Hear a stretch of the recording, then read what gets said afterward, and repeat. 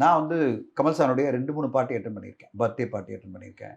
அந்த பர்த்டே பார்ட்டில அந்த மாரி ஒண்ணுமே கிடையாது. நாங்கலாம் எல்லாம் ஒருங்கிணைஞ்சு எல்லாருமே பேசிட்டு இருப்போம்.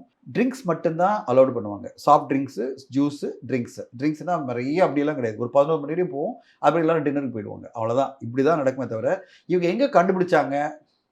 புதுசா ட்ரக்ஸ எங்க கண்டுபிடிச்சாங்க? ட்ரக்ஸ எங்க பார்த்தாங்க? இவங்கள எப்போ இந்த பார்ட்டிக்கு இன்வைட் பண்ணாங்க? நான் வந்து ஒரு 3, 4 வருஷம் போன பார்ட்டியெல்லாம் நான் சொல்றது, இவங்கள எப்பவுமே நான் பார்த்தது கிடையாது. இவங்க எப்போ இந்த பார்ட்டில அட்டெண்ட் பண்ணாங்க? இவங்க எப்போ வந்து இந்த பார்ட்டில இதெல்லாம் சப்ளை பண்ணத பார்த்தாங்க? எந்த பேசிஸ்ல சொல்றாங்க?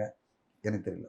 இப்போ வந்து இந்த வருஷம் நான் அட்டெண்ட் பண்ணேன். இந்த பர்த்டே பார்ட்டி அட்டெண்ட் பண்ணேன். இந்த பர்த்டே பார்ட்டில இவங்க குடுத்தாங்க அப்படின்னு அவங்க சொன்னாங்கன்னா, ஒரு ஆதாரத்தோட, நான் ஓகே. அப்படியா? அப்படின்னு நானும் ஷாக் ஆயி, இப்படி நடக்கக்கூடாதுன்னு நான் சொல்ல முடியும். ஆனா நான் பார்த்த வரைக்கும், நான் பல பார்ட்டி அட்டெண்ட் பண்ணியிருக்கேன். ட்ரக்ஸ் என்பது அந்த பக்கமே வராது. ட்ரிங்க்ஸ் வரும். எல்லாருமே அவங்கவங்க ட்ரிங்க்ஸ் சாப்பிடுறவங்க ட்ரிங்க்ஸ் சாப்பிடுவாங்க. நான் ஜூஸ் சாப்பிடுவேன். ஜூஸ் சாப்பிட்டுட்டு இருப்போம். கூட என் கூட ட்ரிங்க்ஸ் சாப்பிடுவாங்க. நான் ஜூஸ் சாப்பிடுவேன். ட்ரக் வேணுமா? ட்ரக் இந்த பக்கம் வாங்க, அந்த பக்கம் ட்ரக் குடுக்கலாம் கிடையவே கிடையாது. ஸ்மோக்கிங் தனி கார்னர் இருக்கும். அவ்வளோதான் இருக்குமே தவிர வேற எதுவுமே இருக்காது. ஆனா இவங்க வந்து ஒரு ஸ்டோரி குக்கப் பண்ணி இந்த மாரி சகட்டு மேனிக்கு எல்லா பெரிய பெரிய கலைஞர்களையும், சாதிச்சவங்களையும், சாதனையாளர்களையும் இப்படி பேசும்போது நம்மளுக்கே ஆச்சரியமா இருக்கு. இது என்னடா இது? கருத்து சுதந்திரம்ன்ற பேர்ல இஷ்டத்துக்கு கருத்து சொல்றாங்க. இவங்கள என்ன பண்றதுன்னே தெரியலையே அப்படின்ற மாரி தான் இருக்கு.